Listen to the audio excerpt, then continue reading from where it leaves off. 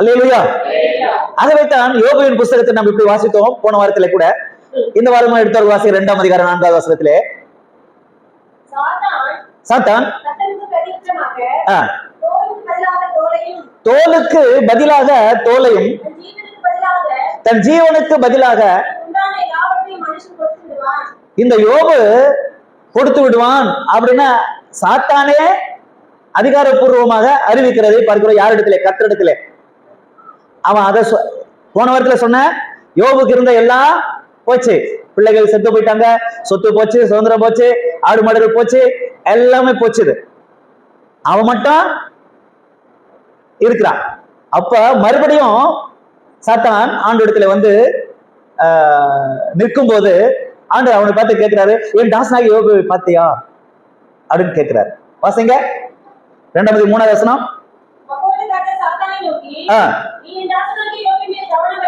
கவனம் வைத்தாயோ பாருங்க, அண்டர்லைன் பண்ணுங்க. உத்தமன், சன்மார்க்கன், தேவனுக்கு பயந்தவன், பொல்லாப்புக்கு விலகுகிறவன். அந்த அவனுடைய குவாலிபிகேஷன் பாருங்க. யோபு எவ்வளவு படிச்சாரு, எத்தனை டிகிரி வாங்கினாரு, எத்தனை வீடு கட்டினாரு, எத்தனை மாடி கட்டினாரு, எத்தனை, அதெல்லாம் இங்க சொல்லல. யோபுவை பற்றி கர்த்தர் கொடுத்த சாட்சி என்ன? உத்தமன். அந்த அந்த குவாலிட்டி, குவான்டிட்டி இல்ல, குவான்டிட்டின்றது வந்து எண்ணிக்கை, குவாலிட்டி. தேவன் வந்து அந்த குவாலிட்டியை பார்க்கிறாரு, தராதரத்தை பார்க்கிறார். ஆமென். இந்த உலகத்துல நான் மனுஷனா பிறந்துட்டோம், எப்படி வாழ்றோம், எதுக்காக வாழ்றோம், எங்க போறோம், யார் நம்மளை படிச்சா, யாருக்காக வாழ்றோம், இந்த உயிரை யாருக்காக வச்சிருக்கோம் இல்லையா? யோபு தேவன் கவனித்து பார்த்தாரு, அவனுடைய ஆக்டிவிட்டிஸ் எல்லாம் பார்த்தாரு. எல்லாம் எப்படி இருந்துச்சு? தேவனுடைய பார்வையில உத்தமமா இருந்துச்சு. அவன் பேச்சு உத்தமா, அவன் பார்வை உத்தமா, அவன் நடக்க உத்தமா இல்லையா? உத்தமனும் ஆண்டவரே சாட்சி கொடுக்கிறாரு, உத்தம வாழ்க்கை. அல்லேலூயா. தேவனுக்கு முன்பாக உத்தம வாழ்க்கை. ஆமென். சாட்சி கொடுக்கிறார் பாருங்க. ஸ்தோத்திரம். உத்தமனும் சன்மார்க்கன். சன்மார்க்கன்னா ஆமா, சன்மார்க்கத்தை இன்றைக்கும் நிறைய பேர் போதிக்கிறாங்க. அது எத்த சொல்றாரு? 119:1 வேதத்தின்படி நடக்கிற உத்தம மார்க்கம். அல்லேலூயா. இந்த பைபிள் படி யார் நடக்கிறாங்களோ அவங்க யாரு? உத்தமர்கள். உத்தம மார்க்கம் இது, கிறிஸ்தவ மார்க்கம், உத்தம மார்க்கம். ஆமென். சோ இந்த உத்தம மார்க்கத்தார் எப்படி நம்ம உத்தமர்களாய் மாற முடியும்? வேதத்தின்படி நடந்தாதான் உத்தமர்களாய் மாற முடியும். வேதத்தை தெரியலன்னா நாம் உத்தமர்களாக இருக்க முடியாது. ஆகவே உத்தமனும் சன்மார்க்கனும். ஓ, இந்த கடைசி நாட்கள்ல ஜனங்கள் மத்தியில தெய்வ பயமே இல்ல, தெய்வ பயமே இல்ல. ஆகவே தெய்வ பயம் இல்லாதவர்கள் தேவனால் நியாயம் தீர்க்கப்படுவார்கள். ஆக தெய்வத்துக்கு பயப்படுவதே ஞானத்தின் ஆரம்பம். அப்ப அந்த தெய்வ பயம் என்பது ரொம்ப முக்கியம் வாழ்க்கையில. மனுஷனுக்கு பயப்படுறோமா இல்லையோ, பேய் பிசாசுக்கு பயப்படுறோமா இல்லையோ, வியாதிகளுக்கும் நோய் நொடிகளுக்கும் பயப்படுறோமா இல்லையோ, பில்லிசுடைய மந்திர கட்டுகளுக்கு பயப்படுறோமா இல்லையோ, ஜனங்களுக்கு எல்லாம் பயப்படுறாங்க தானே. கெட்ட கனவு வந்துருச்சு, அதனால தூக்கமே வரல, பயமா இருக்குது, பயமா இருக்குது உலகத்துல சொல்றாங்க. ஆனா அந்த பயங்கள்லாம் நமக்கு பரலோகம் கொடுக்காது. தெய்வத்துக்கு பயப்படுகிற பயம் ரொம்ப முக்கியம். யோபுக்கும் யோபின் குடும்பத்துக்கும் இருந்துச்சு. அப்போ தேவனுக்கு பயப்படணும். பொல்லாப்பு உலகம் முழுசும் பொல்லாங்கடுக்குள் கிடக்கிறது. உலகம் முழுசும் எங்க பார்த்தாலும் பொல்லாப்பு இல்லையா? மனுஷனுடைய இருதயத்தின் தோற்றங்கள் எல்லாம் நித்தமும் பொல்லாதது என்று கர்த்தர் கண்டார். வேதம் அப்படி சொல்லுது. அது உலகத்தில் நிறைய பொல்லாத காரியங்களை நாம் பார்க்கிறோம், கேட்கிறோம். நமக்கு நிறைய செய்திகள் தான், நமக்கு கெட்ட கெட்ட செய்திகள் தான் வருது, பொல்லாப்பான செய்திகள் தான் வந்துட்டு இருக்குது. அது இந்த கடைசி காலத்திலே நாம் யோபுவை பார்த்து நாம் கற்றுக்கொள்ள வேண்டியதா இருக்குது. யோபுவின் இடத்துல நாம் நிறைய பாடங்களை கற்றுக்கொள்ள வேண்டியதா இருக்குது. அல்லேலூயா. எனக்கு நம்ம கொஞ்சம் கத்துக்க போறோம். ஆமென். அல்லேலூயா. அல்லேலூயா. பொல்லாப்புக்கு விலகமா இருக்கிற மனுஷனாகிய யாரை போல? Role model. அவர் தான் நமக்கு ஹீரோ. யோபு நம்ம எல்லாருக்கும் முன்மாதிரி, எக்ஸாம்பிள், ஹீரோ, தலைவர். அவரு மனுஷனுக்குள்ள நமக்கு முன்மாதிரியாக வாழ்ந்து காட்டின எஜமா அவரு. யோபுனுடைய வாழ்க்கை பார்த்துங்க, அவர் பெரிய எஜமா, கோடீஸ்வரன். தோத்திரம். அன்னைக்கு எல்லா சொத்தும் போயிடுச்சு. அப்பவும் யோபு என்ன செய்யல? ஆண்டவரை மறுதளிக்கவும் இல்ல, அவரை குறை சொல்லவும் இல்ல, தன் நாவினால் பாவம் செய்யவும் இல்ல. ஏன்னா அவன் யாரு? உத்தமன், சன்மார்க்கன், தெய்வத்துக்கு பயப்படுகிறவன், பொல்லாப்புக்கு விலகுகிறவன். இன்னைக்கு நிறைய பேருக்கு தெய்வ பக்தி இருக்குது, ஆனா தெய்வ பயம் இல்ல. பக்தி இருக்குது, தெய்வ பயம் இல்ல. பக்தி இருக்கிறது, ஆனால் என்ன இல்ல? தெய்வ பயம் இல்ல, ஞானம் இல்ல. ஆகவே யோபுவை நாம் முன்மாதிரியாக வைத்துக் கொள்வோம்.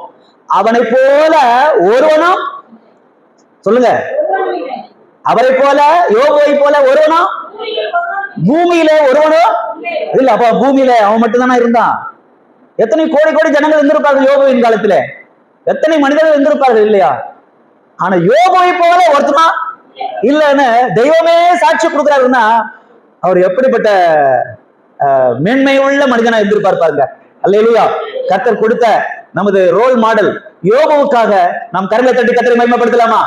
கர்த்தாவே உமக்கு ஸ்தோத்திரம், அல்லேலூயா, ஸ்தோத்திரம். அப்போ இந்த யோபுவை பார்த்து நம்ம கற்றுக்கொள்ளணும். இங்க பார்க்கிறோம், அவனை போல ஒருத்தனும் இல்ல. என்னவா? காரணமே இல்லாமல் நீங்க என்ன செய்யணும்? யோபுவை வாஷ் அவுட் பண்ணணும். காரணமே இல்ல, ஒரு குறையா இல்ல. ஸ்தோத்திரம். ஆகவே அப்படி இருந்தா நீங்க அவனை சோதிச்சு பாருங்க அப்படின்னு சாத்தான் ஆண்டவர்கிட்ட வந்து சொல்றான். அப்போ ஆண்டவர் என்ன சொல்றாரு? வாசிக்க. சாத்தானே ஆண்டவரை ஏவுறாராம். அப்போ நீங்க வேணா கொஞ்சம் டெஸ்ட் பண்ணி பாருங்க. அவனுக்கு உண்டானதெல்லாம் எடுத்துட்டீங்க, அவன் தன்னோட ஜீவனுக்கு வீடாக எல்லாத்தையும் கொடுத்துட்டான். இப்ப மட்டும் என்ன? அவனுடைய தோலை நீங்க தொட்டு பாருங்கன்றான். வாசிங்க.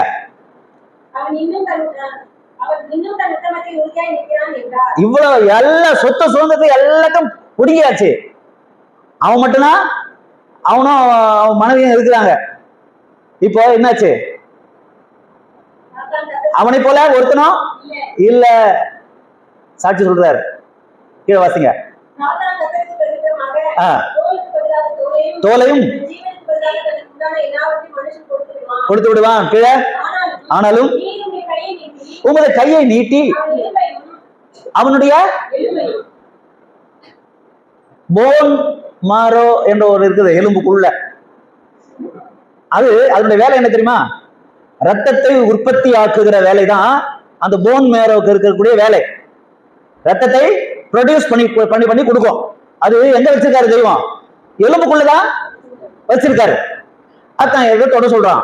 அவன் எலும்பையும் அவன் மாம்சத்தையும் தொடுவீரானால்.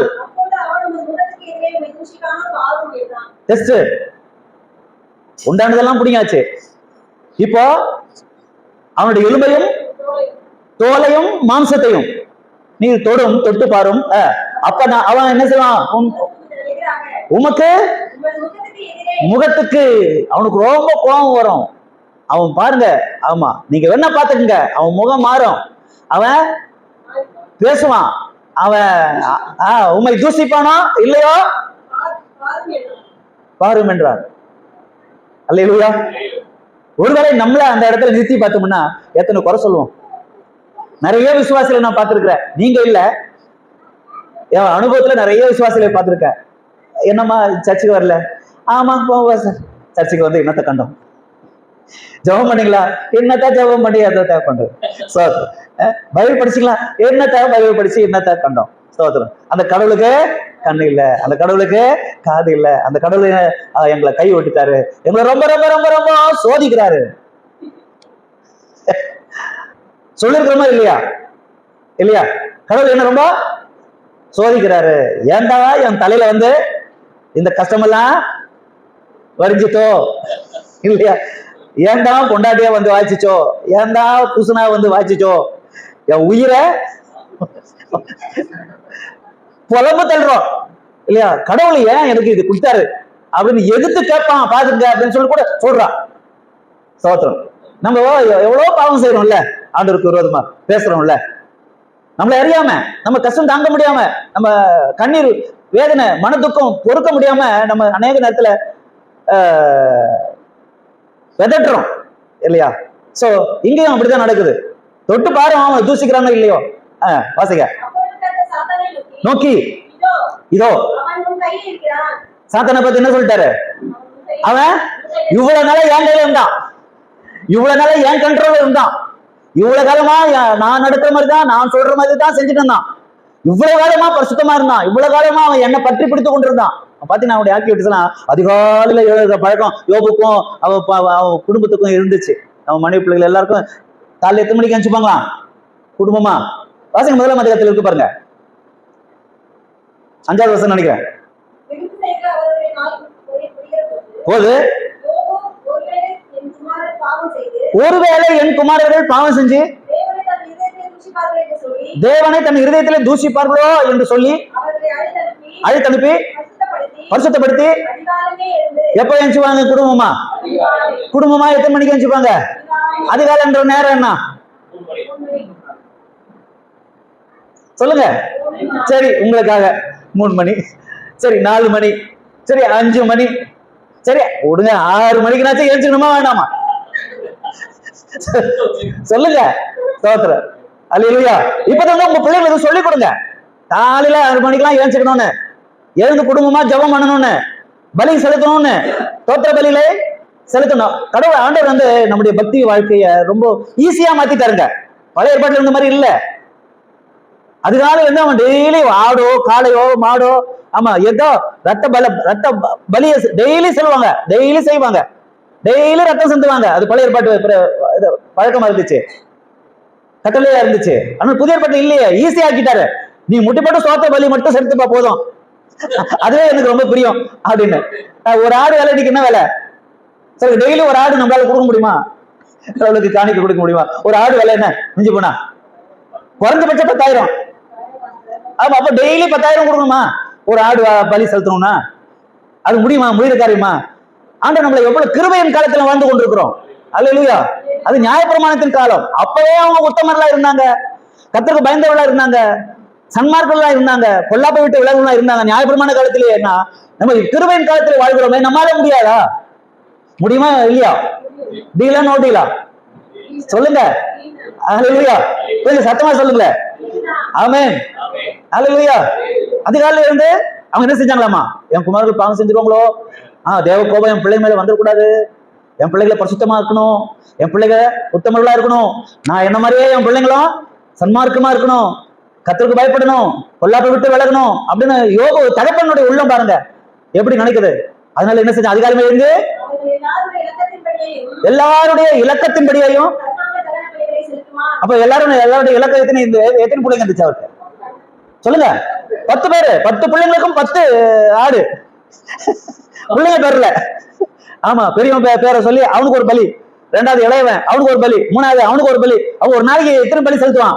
10 பலிகளை, 10 கடாக்களை, 10 காளைகளை அவன் பேரை சொல்லி சொல்லி இது என் பிள்ளைக்கு, இது என் பொண்ணுக்கு அப்படின்னு டெய்லி தினந்தோறும் அப்படிதான் இருக்கு வசனம். அதிகாலையில் எழுந்து அவன் பலி செலுத்துவானாமா. இந்த பிரகாரமாக அந்த நாட்கள் எல்லாம் செய்து வருவான். ஆமென். நம்ம வீட்டுல குடும்ப ஜெபம் இருக்கா? காலையில எழுந்து ஜெபம் பண்றீங்களா? குடும்பமா உட்காந்து ஒரு பாட்டு பாடி ஒரு பைபிள் படிச்சு இல்லையா? ஒருத்தருக்காக ஒருத்தர் ஜெபம் பண்ணுவீங்களா? உங்க பிள்ளைங்களுக்காக ஜெபம் பண்ண பழக்கம் உண்டா? பழக்கம் இல்லைன்னா நாளையில இருந்து தொடங்கிடுங்க. ஏன்னா நாளைக்கு அதிகாலை வரப்போகுது. டெய்லி தான் வருது, ஆனா நாளையில இருந்து நமக்கு ஒரு விசேஷம். என்ன? அதிகாலையில ஏஞ்சுக்கணும், ஏந்து என்ன செய்யணும்? ஒரு பாய போட்டு உட்காந்து, அம்மா பிரேயருக்கு வா, பிள்ளைங்க வா வந்து உட்காரு, பைபிள் பாட்டு பாடி, பைபிள் வாசி, ஜெபம் பண்ணு சொல்லணுமா வேண்டாமா? ஏன்னா அமைதியா இருக்கீங்க. அல்லேலூயா. அப்போ குடும்ப ஜெபம் எவ்வளவு முக்கியம் பாருங்க. ஸ்தோத்திரம். யோபு நமக்கு முன்மாதிரி. அந்த குடும்பம், இந்த ராஜரீக குடும்பத்தினா அப்படி இருக்கணும். ஆமென். இதை நான் உங்களுக்கு சொல்லி கொடுக்கலன்னா ஆண்டவர் என்கிட்ட கேட்பாரு, உன்னை ஊழியக்காரனை வச்சேனே, ஒரு தகப்பனா உன்னை நான் வச்சிருந்தேனே, நீ என்ன பண்ண, என்னத்த சொல்லி கொடுத்த விசுவாசிகளுக்கு அப்படின்னு எனக்கு கேட்பாரு. கேட்கும் போது ஆண்டவரே நான் சொல்லிட்டேன் அப்படின்னு நான் சொல்லிட்டேன், நான் தப்பிச்சுக்குவேன். அல்லேலூயா. ஆமா, நீங்க மாட்டிப்பீங்க. கர்த்தருக்கு ஸ்தோத்திரம். அல்லேலூயா. உங்களை மாட்ட விடாம உனக்கு பாதுகாத்துக்கிறேன். அல்லேலூயா. அதனால 10வது வசனத்துல இருக்கு. 10வது வசனத்துல 10வது வசனம் இல்லம்மா, 1ஆம் அதிகாரம் 10வது வசனம். அவனையும் அவன் வீட்டையும் எல்லாவற்றையும் சுற்றிலும் அவன் பாருங்க, அவன் அதிகாலை எழுந்து அவன் ஜெபம் பண்ணி தன் குடும்பத்தோட பாட்டு பாடி ஆண்டவருக்கு ஸ்தோத்திர பலிகளை செலுத்தி அவன் ஆராதனை பண்ணதுனால ஆண்டவர் செஞ்சாரு, வேலி அடிச்சிருக்காரு. பிசாசனா உள்ள வர முடியல. உள்ள வரும்போதெல்லாம் அவங்க பாட்டு பாடிக்கிறாங்க, உள்ள வரும்போதெல்லாம் ஜெபம் பண்ணிக்கிறாங்க, உள்ள வரும்போதெல்லாம் பைபிள் வாசனம், உள்ள வர என்னடா சான்ஸே கிடைக்கலையே, உள்ள போறத நான் முயற்சி பண்ற முடியலையே.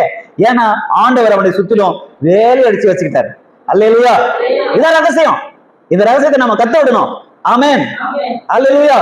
அவர் எல்லாவற்றையும் யாருக்காக?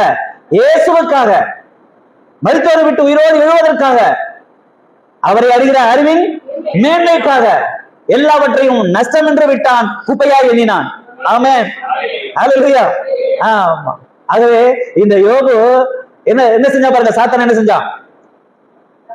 2ஆம் அதிகாரம்.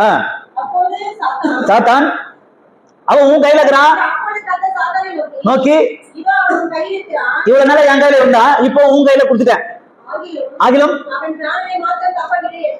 அவனை கொடுத்துட்டேன், ஆனா அவனை உயிரை மட்டும் ஒண்ணும் பண்ண கூடாதுன்னு சொல்லிட்டாரு. அவனை கொடுத்துட்டேன், ஆனா அவன் உயிரை நீ தொட முடியாது. ஆமா, ஏன்னா அவன் உயிர் நான் தான். அல்லேலூயா. அல்லேலூயா. என் உயிர் அவன் தான், அவன் உயிர் நான் தான். நானும் அவனும் உயிருக்கு உயிரா நேசிக்கிறோம். அல்லேலூயா. பாருங்க, கிறிஸ்தவ வாழ்க்கைன்றது அதுதான். உயிருக்கு உயிர் தான், ஜீவனுக்கு ஜீவன் தான். அப்ப இயேசுநாதர் பேதுருவை பார்த்து கேட்டாரு, யோனாவின் குமாரனாகிய சீமோனே, என்னை நேசிக்கிறையா அப்படி கேட்டாரு. ஆண்டவரே உனக்கு தெரியும் அப்படின்னு. இல்ல இல்ல, நீ என்னை நேசிக்கிறாயா? என் ஆடுகளை மேய்ப்பாயாக. மறுபடியும் கேட்கிறாரு, நீ நேசிக்கிறியா? என் ஆட்டுக்குட்டிகளை மேய்ப்பாயாக சொல்லிட்டாரு. அல்லேலூயா. 3வது முறை கேட்கிறாரு, நீ என்னை நேசிக்கிறாயா அப்படின்னு. ஆண்டவரே அது உங்களுக்கு தான் தெரியும், என்ன நீர் அறிந்திருக்கிறேன்னு சொல்லி முழுமையா ஒப்பு கொடுத்துட்டு ஆண்டவரை நேசிக்க ஆரம்பிச்சுட்டான். அல்லேலூயா. அல்லேலூயா. ஆமா. ஏன் அவனை பார்த்து என்ன நேசிக்கிறாயான்னு கேட்டாரு தெரியுமா? சோத்திரம். வாசிக்கலாம். மத்தேயு சுவிசேஷம் 19ஆம் அதிகாரம்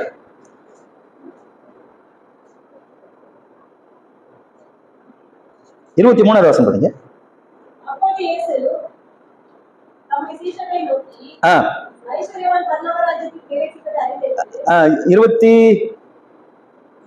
19 23 படிங்களா? படிங்க. அப்படி தொடர்ந்து படிங்க. 27. பேதுரு அவரை நோக்கி, இதோ இயேசுநாதர் கிட்ட கேட்கிறாரு. ஏன் இயேசுநாதர் பேதுருவை பத்தி என்னை நேசிக்கிறான்னு கேட்டாரு தெரியுமா? பேதுரு இதுக்கு முன்னாலே ஒரு பிராக்கெட் போட்டு வச்சிருந்தான். என்னன்னு? எல்லாவற்றையும் விட்டு, ஆண்டவரே என் வேலையை விட்டுட்டு வந்துட்டேன், என் வலையை விட்டு வந்துட்டேன். எனக்கு பேதுருக்கு 2 படகு இருந்துச்சாமா.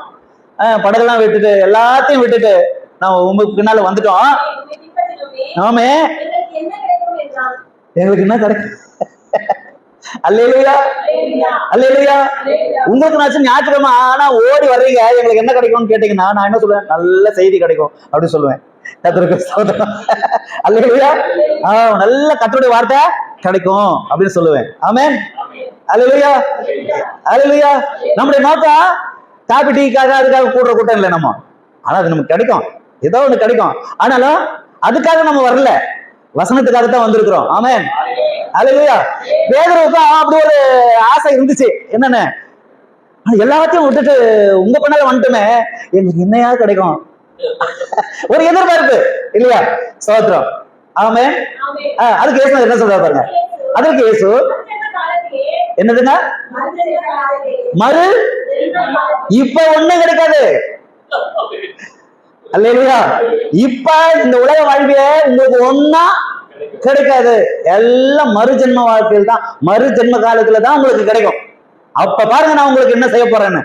ஏன்னா இந்த உலகத்துல காரியம் எல்லாம் அநித்தியமானவைகள், ஒழிந்து போகக்கூடியவைகள், மாயையானவைகள், நிரந்தரமற்ற காரியங்கள். இதுக்காக நம்ம கடவுளை தேடி வரல, இதுக்காக நம்ம ஆண்டவர்கிட்ட வரவே இல்ல. பெரும்பாலான மக்கள் தெய்வத்தை தவறாய் புரிந்து கொண்டு உலக காரியங்களுக்காக, பணத்துக்காக, வேலைக்காக, அதுக்காக, இதுக்காக, எல்லா இந்த சரீர பிரகாரமான எல்லா இன்பங்களுக்காகத்தான் தெய்வத்தை தேடுகிறவர்களா இருக்கிறார்கள் பெரும்பாலும் எல்லாமே.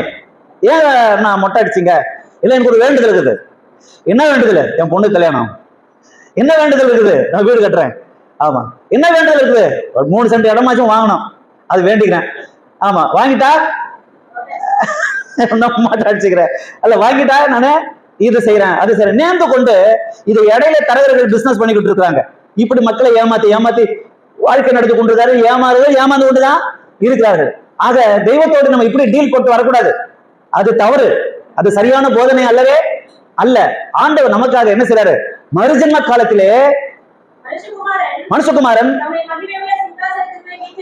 இந்த உலகத்திலே இயேசுவின் ஆட்சி வரப்போகிறது, இயேசுவின் ராஜ்யம் வரப்போகிறது. விசுவாசிக்கிறீர்களா? ஆமென். இயேசுவோடு சேர்ந்து நாம் ஆளுகை செய்ய போகிறோம். நீங்கள் நம்பினாலும் சரி, நீங்கள் நம்பாவிட்ட போனாலும் சரி, உங்களுக்கு சொல்லப்படுகிற நற்செய்தி இதுதான். இயேசுதான் பூமியை ஆளுகை செய்ய வரப்போகிறார். அல்லேலூயா. இந்த பூமி அனைத்திற்கு ராஜா அவர்தான். ஏன்னா பூமியை உண்டாக்கினவர் அவர்தான். மனுஷர்களையும் பார்க்கிற கண்களினால் பார்க்கிற எல்லாவற்றையும் படைத்தவர் அவர்தான். சிருஷ்டி கர்த்தா அவர்தான். பரமேஸ்வர் அவர்தான். அல்லேலூயா, அல்லேலூயா. ஆமா. சோ அவர்தான் ஆளுகை செய்ய போறாரு. அப்படி வரும்போது, வீட்டிற்கும் போது என்னை எதிர்பார்க்காமல், எதையும் எதிர்பார்க்காம எல்லாத்தையும் விட்டுட்டு என்ன நீங்க பின்பற்றி வந்தீங்களே, உங்களை வெறுமையா விட்டுருவனா? என்னை பின்பற்றி வந்தீர்களே, நீங்களும் கோத்திரங்களையும் நியாயம் விசாரிக்கிறவர்களாக, ஓ நீங்க ராஜாக்களை ஆக்கி, உங்களை ராஜாக்களாக்கி, உங்களை ஆசாரியர்கள் ஆக்கி, உங்களுக்காக ஒரு சிங்காசனத்தை நான் கொடுத்து உங்களை நான் ஆனர் பண்ணுவேன் அப்படின்னு ஆண்டவர் சொல்றாரு. கரங்களை தட்டி கத்தரை மகிமைப்படுத்தலாமா? ஹல்லேலூயா, ஹல்லேலூயா, ஹல்லேலூயா. சோ இயேசுவை ஃபாலோ பண்ணுகிற, இயேசுவை பின்பற்றுகிற ஒருத்தனையும் அவர் வெட்கப்பட விட மாட்டார். ஆமென். இயேசுவுக்காக யோபுவை போல உத்தமனாயிரு, கர்த்தருக்கு பயந்திரு, சன்மார்க்கனாயிரு, நீதிமான்களாயிரு, உத்தமர்களாயிரு, பொல்லாப்பை விட்டு விலகுகளா இருங்க. ஸ்தோத்திரம். யோபுக்கு வந்த சோதனை பாருங்க. சாத்தான் போய் என்ன செஞ்சான்? வாசிங்க 2ஆம் அதிகாரம். சாத்தான் கர்த்தருடைய சந்ததியை விட்டு புறப்பட்டு உள்ளங்கால் தொடங்கி உச்சந்தலை மட்டும், பாருங்க எவ்வளவு ஒரு கஷ்டம். சொத்து போச்சு, சுதந்திரம் போச்சு, பிள்ளைங்களா செத்து போயிட்டாங்க, அவனுக்குன்னு யாரும் இல்ல, அவன் மனைவி மட்டும் தான் இருந்தா. அவளை பத்தி கூட பின்னால வாசிக்கிறோம். பாருங்க, உச்சந்தலை தொடங்கி உள்ளங்கால் வரைக்கும் பருக்களாலே கொடிய வாதம். ஆமா, பருக்கள், சீழும், ரத்தமும். அதனால அவன் என்ன செஞ்சான்? ஒரு ஓட்டை ஓடு எடுத்து தன்னை அப்படியே வலிச்சான். அந்த ரத்தத்தையும் சீழையும் அந்த ஓட்டல அப்படியே வலிச்சு விட்டான், சுரண்டி கொண்டு. ஏன்? சாம்பலுடைய தன்மை என்ன? உறிஞ்சிக்கும் இல்லையா? அவனுடைய சீழையும் அவனுடைய ரத்தத்தையும் உறிஞ்சு கொண்டதுனால அவன் சாம்பல்ல உட்கார்ந்தான். சோ என் தாயின் வயிற்றிலிருந்து நிர்வாணியா வந்தேன், நிர்வாணியா போறேன் அப்படின்னா. கர்த்தர் கொடுத்தார், கர்த்தர் எடுத்தார், கர்த்தர் நாமத்துக்கு சோத்திரம் சொன்னான். பாருங்க, இந்த 2வது சோதனையிலையும் அவன் ஆண்டவரை குறை சொல்லல, பாவம் செய்யல, ஆண்டவரை மறுதலிக்கல. அந்த நிலையிலையும் ஓட்டை எடுத்து அந்த சீழையும் ரத்தத்தையும் அப்படியே சொல்லிட்டான். வந்து என்ன வாசிங்க.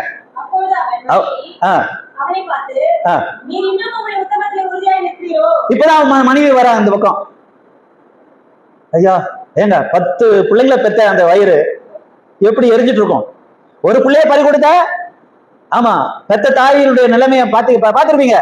தலைவரி கோலமா இல்லையா, சாப்பிடாம அழுதுகிட்ட ஒரு பிள்ளை போச்சு. 10 பிள்ளைங்க ஒன்னா போச்சு. அந்த அம்மாவுடைய மனசு எவ்வளவு பதிக்கும் இல்லையா?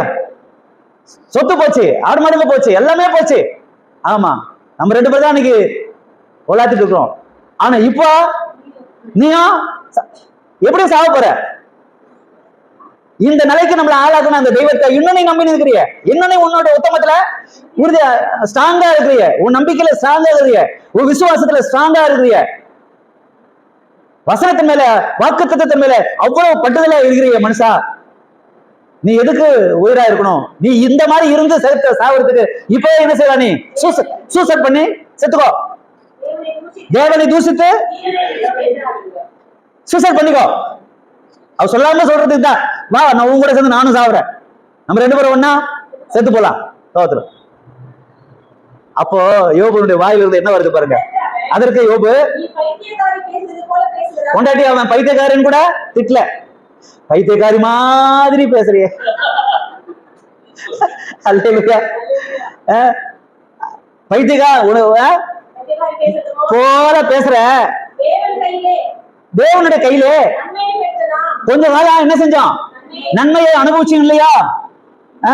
ஆமா, டெய்லி கொழுமையான பதார்த்தம் இல்லையா, எத்தனை வேலைக்காரங்க, எத்தனை விருந்து, எத்தனை பண்டிகை இல்லையா, டெய்லி நம்ம வீட்டுல விருந்துதான். ஆமா, அழகான உடைகள், ஆடம்பரமான வாழ்க்கை அனுபவிச்சுமா இல்லையா? சொல்லுமா, பைத்தியக்காரி மாதிரி பேசுற அம்மாவே நீ சொல்லு. பாத்திரம்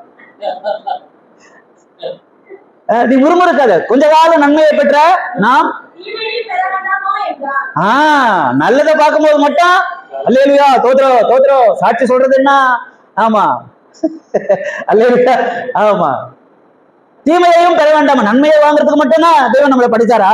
அவர்கிட்ட இருந்து தீமையை வாங்கிக் கொள்ளவும் நமக்கு உரிமை இருக்குது. தோத்திரம் வேண்டாமா? தன் உதடுகளினால் பாவம் செய்யவில்லை. அல்லேலூயா. ஆகவே 42வது அதிகாரத்துல சொல்றாரு பாருங்க, 42 திருப்பிக்குங்க. 42 2-3. தேவரீர் சகலத்தையும் செய்ய வல்லவர், அறிந்திருக்கிறேன், ஆகையால் எனக்கு தெரியாததையும் எட்டாததையும் அனுப்பினேன் என்றேன். செவி கொடும், பேசுவேன், கேள்வி கேட்பேன், உத்தரவு சொல்லும்.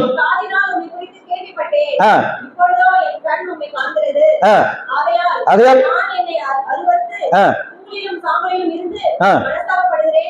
என்றான். பின்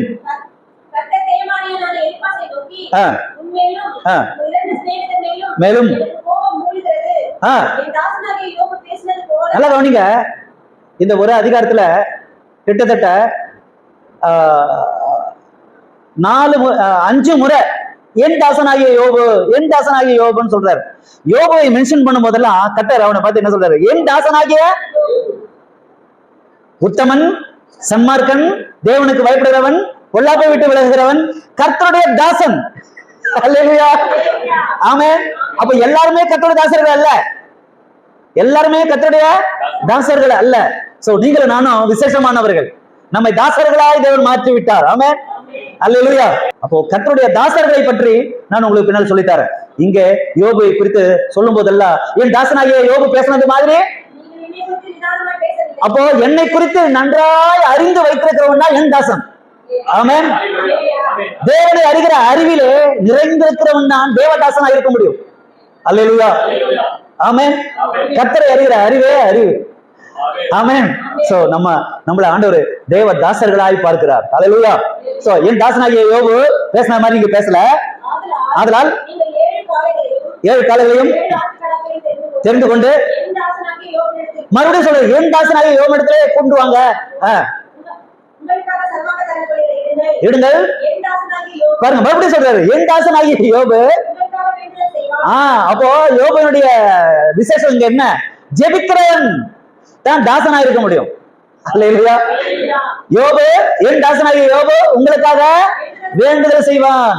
ஆமென். அப்ப யோபுனுடைய குவாலிஃபிகேஷன் பாருங்க, உத்தமன், சன்மார்க்கன், சொல்லுங்க, தேவனுக்கு பயந்து நடக்கிறவன், பொல்லாப்புக்கு விலகுகிறவன், அவன் தேவதாசன், அவன் ஜெபிக்கிறவன், அதிகாலையில எழுகிறவன், தன் குடும்பத்தோடு ஆண்டவருக்கு ஆராதனை செய்கிறவன், ஜெபிக்கிறவன், வேண்டுதல் செய்கிறவன். என் தாசன் என்ன செய்ய உங்களுக்காக வேண்டுதல் செய்வான். என்னவா பாருங்க, அவர் முகத்தை தான் பாக்குறேன், இல்ல உங்களை நான் க்ளோஸ் பண்ணிடுவேன். யோபு மட்டும், யோபு உங்க அப்பா முகத்தை தான் பாக்குறேன். உங்க அப்பா ரொம்ப நல்லவர். ஆமா, சோத்திரம். அது சில பிள்ளைகளை திட்டுவோம்ல, உங்க ஒப்பனுக்காக நான் பாக்குறேன். அல்லேலூயா. ஆமா, நீங்க வணங்குற ஏசுனதற்காக நான் பாக்குறேன், இல்லைன்னா உங்களை அடிச்சு தூள் கழிப்பிடுவேன் சொல்லுவாங்க இல்லையா, அந்த மாதிரி. அல்லேலூயா, அல்லேலூயா. இன்னைக்கு நம்முடைய இயேசுநாதருடைய முகத்தை பார்த்து பிதாவானவர் அவர் வந்து கோபத்தெல்லாம் அடக்கிட்டார். ஏன் தெரியுமா? உங்களுக்காக என் குமார் நான் இயேசுவையே நான் பலி கொடுத்துட்டேனே. அவர் முகத்தை பார்த்து பார்த்து தான் நம்மளை விட்டு வச்சிருக்காரு. சொல்லுங்க ஆமீன் சொல்லுங்க. இல்லாவிட்டா எப்ப தூக்கிட்டு இருப்பாரு? அப்படிதானே? அல்லேலூயா. ஏன்னா இயேசுநாதருடைய வேலை என்ன? பிதாவிடத்தில் நமக்காக பரிந்து பேசுகிறார். ஆமென், அல்லேலூயா. இன்னைக்கு நாமும் மற்ற ஜனங்களுக்காக பரிந்து பேச இருக்க வேணும். யோபு சிநேகிகளுக்காக பரிந்து பேசினான். வாசிங்க 10வது வசனம். நான் அவனுடைய முகத்தை பார்த்து தக்கதாக செய்த அறிவு கட்டுத்தனமா பேசிட்டீங்க, சரி போ மன்னிச்சு உங்களை விட்டுறேன், அவன் மூஞ்சத்தான் நான் பாக்குறேன் அப்படின்னு பாருங்க. எவ்வளவு ஒரு வாசிங்க மறுபடியும் என் தாசனாகிய யோபு பேசின மாதிரி என்னை குறித்து நிதானமா பேசணும். என்ன அர்த்தம்? தெரியாம அறியாம என்னை பத்தி நல்லா தெரிஞ்சு வச்சிருக்கிறவன் தான் யோபு. அதனால அவன் நிதானமா பேசுறான். ஒரு வார்த்தை கூட என்ன குற்றம் சொல்லவே இல்ல. தன்னை தான் தாழ்த்தினான். என்கிட்டதான் பாவம் இருக்குது, என்கிட்டதான் குற்றம் இருக்குது, என்கிட்டதான் பலவீனம் இருக்குது, என்கிட்டதான் இருக்குது. அவர் பரிசுத்தர். அல்லேலூயா. தேவனை உயர்த்து மகிமைப்படுத்துகிற ஒரு சுபாவம். ஆமென். மற்றவங்களை குறை சொல்லாத ஒரு சுபாவம். அல்லேலூயா, ஸ்தோத்திரம். யோபுக்குள்ள இருந்த நல்ல சுபாவம். ஆமென்.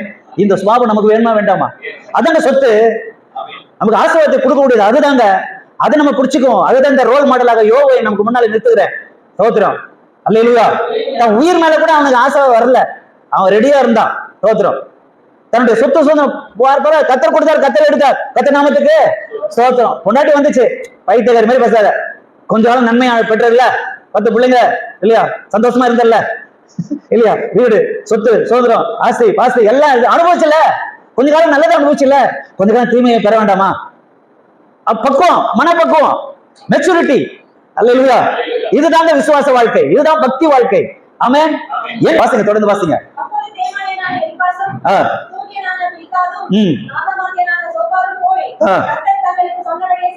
செய்தார்கள். யோபுவின் முகத்தை பார்த்தார். பாருங்க, நான் சொன்ன மாதிரி எல்லாம் செஞ்சுட்டாங்க. பாருங்க, அப்படியே எல்லாத்தையும் கொண்டு வந்து லைனா நிறுத்திட்டாங்க. கர்த்தர் சொன்ன மாதிரியே அவங்க செஞ்சுட்டாங்க.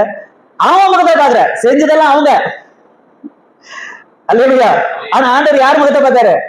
யோபு முகத்தை பார்த்தாரு. ஆனா செஞ்சதெல்லாம் யாரு? சொல்லுங்க, நண்பர்கள் தான். ஆனா ஆண்டவர் யார் முகத்தை பார்த்தாரு? அல்லேலூயா. இன்னைக்கு நம்ம சில நேரத்துல செஞ்சதெல்லாம் நானு, ஒரு ஜபத்துக்கு விட்டாரா, செஞ்சதெல்லாம் நானு, ஒரு சாட்சிக்கு விட்டாரா, ஒரு பாட்டு பாட விட்டாரா, தோத்திரம். அல்லேலூயா. எவ்வளவோ வழிச்ச, எவ்வளவோ செஞ்ச, எவ்வளவோ பண்ண. கர்த்தர் யார் முகத்தை பார்க்கிறாரு? யோபு முகத்தை பார்த்தாரு. அல்லேலூயா, அல்லேலூயா. இன்னைக்கு ஆண்டவர் உங்களுடைய முகத்தையும் என் முகத்தையும் பாக்குறாரு.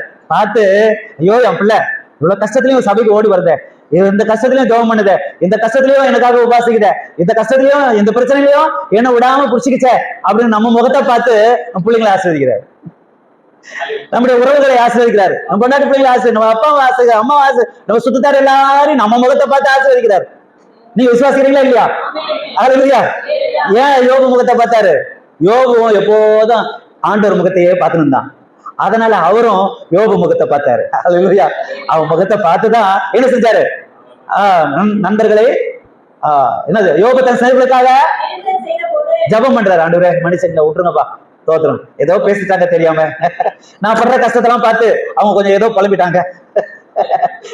ஆமா, ஏன்னா அந்த அளவுக்கு நான் கஷ்டப்பட்டேன், என் கஷ்டத்தெல்லாம் பார்த்து அவங்க ஏதோ தெரியாம அறியாம சொல்லிட்டாங்க, மன்னிச்சிருங்கப்பா அப்படி சொல்லிட்டு யோபு தன் சிநேகிகளுக்காக வேண்டுதல் செய்த போது கர்த்தர் யோபுவின் சிறையிருப்பை மாற்றினார். அல்லேலூயா. ரகசியம் பாருங்க, ரகசியம். ஆமென். சோ யோபுவின் சிறையிருப்பை மாற்றுவதற்கு ஒரு மூல காரணம் கர்த்தருக்கு ஸ்தோத்திரம். அல்லேலூயா. சிநேகிதர்களுக்காக வேண்டுதல் செய்தான். நம் தேசத்திற்காக நாம் வேண்டுதல் செய்வோம். ஆமென்.